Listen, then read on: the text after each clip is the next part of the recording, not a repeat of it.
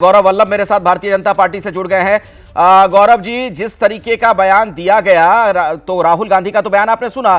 कांग्रेस कह रही है कि संघ प्रमुख का यह बयान दूसरे देश में होते तो गिरफ्तार हो जाते, राजद्रोह जैसा है। देखिए, राहुल जी आज ये भी कह रहे हैं कि उनकी लड़ाई इंडियन स्टेट से है।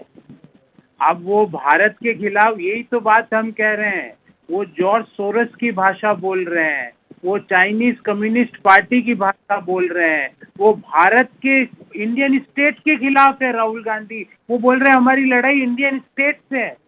अब पता नहीं कौन सी पॉलिटिकल पार्टी भारत में रहकर भारत के खिलाफ लड़ाई लड़ना चाहती है। ये कौन सी पॉलिटिकल पार्टी है? आप गिरफ्तारी की बोल रहे हो। मैं कह रहा हूँ कि ये सहिष्णुता की सारी हदें पार कर दी इस बयान ने। जब विपक्ष का नेता बोलता है कि हमारी पार्टी की लड़ाई इंडियन स्टेट से है, इससे ज्यादा देश को नीचा दिखाने वाला और देश के विरोध की बात कोई नहीं कर सकता। नहीं, ठीक है, लेकिन गौरव वल्लभ जी, देश को आजादी 15 अगस्त 1947 को मिली थी। हम सब ने बचपन से यही पढ़ा है। तो राम मंदिर बनने के बाद कैसे मिली आजादी?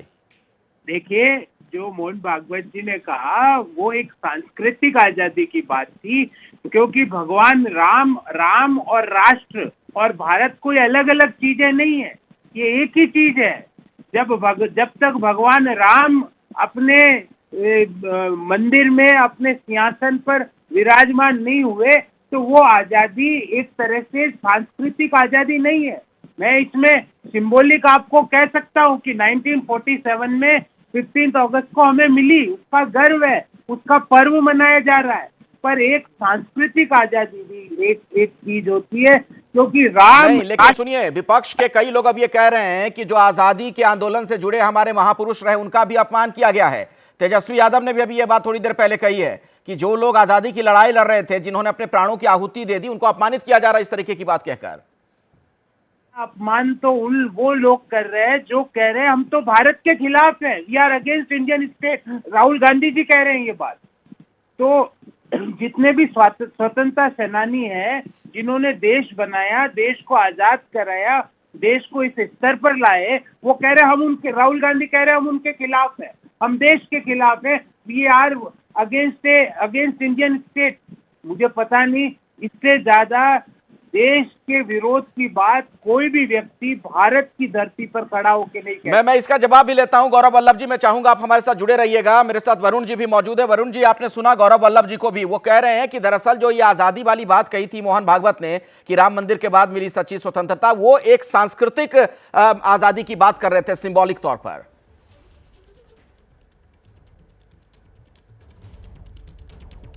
ये जी, सांस्कृतिक आजादी पहले नहीं थी क्या? आप और मैं पैदा हुए जब नहीं थी क्या सांस्कृतिक आजादी? आप भगवान का नाम नहीं लेते, पूजा पाठ नहीं करते, क्या नहीं करते थे, अनुष्ठान नहीं करते थे?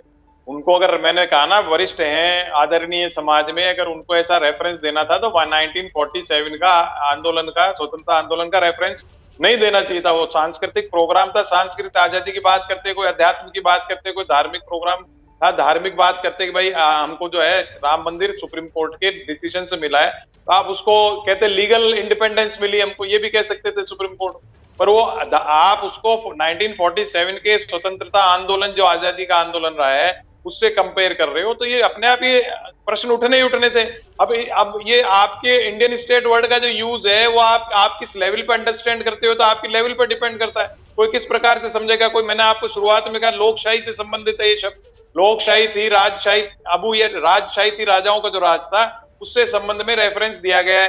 राजाओं का राज और ईस्ट इंडिया कंपनी का राज मिलकर के जो भारत पे रूल कर रहे थे, उसके खिलाफ हमारे स्वतंत्रता सेनानियों ने उस पर आंदोलन किया, देश को आजादी दिलाई और लोकतांत्रिक व्यवस्था, देश में राजनीतिक व्यवस्था, लोकतांत्रिक व्यवस्था एस्टेब्लिश हुई। इसलिए हम आज कोई भी बयान दे सकते हैं, कोई व्याख्या कर सकते हैं।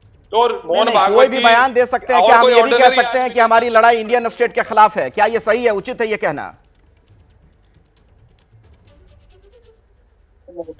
नहीं, ये मैं फिर आपको उन शब्दों की बात कर रहा हूँ। शब्द जो उन्होंने प्रयोग किए हैं, उनका अर्थ है राजशाही, राजाओं की जो राज था, उसके खिलाफ जो स्वतंत्रता आंदोलन हुआ था, उसको उन्होंने रेफर किया है। अब हम दूसरे शब्दों को किस प्रकार से, मैंने कहा ना, मोहन भागवत जी के शब्दों को 1947 का उल्लेख करते ही पूरे देश में क्या बात हो गई, सबको समझ में आया भाई स्वतंत्रता आंदोलन को आप अपमानित कर रहे हो। तो वो तो क्लियर कट उन्होंने 1947 का कहा। अगर खाली सांस्कृतिक आजादी या बौद्धिक आजादी, धार्मिक आजादी ऐसे शब्दों का प्रयोग करते तो वो किसी को इतना अखरता नहीं।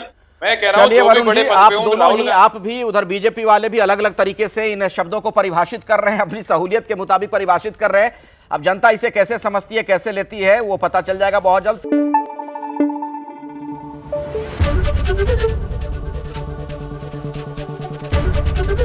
एबीपी न्यूज आपको रखे आगे।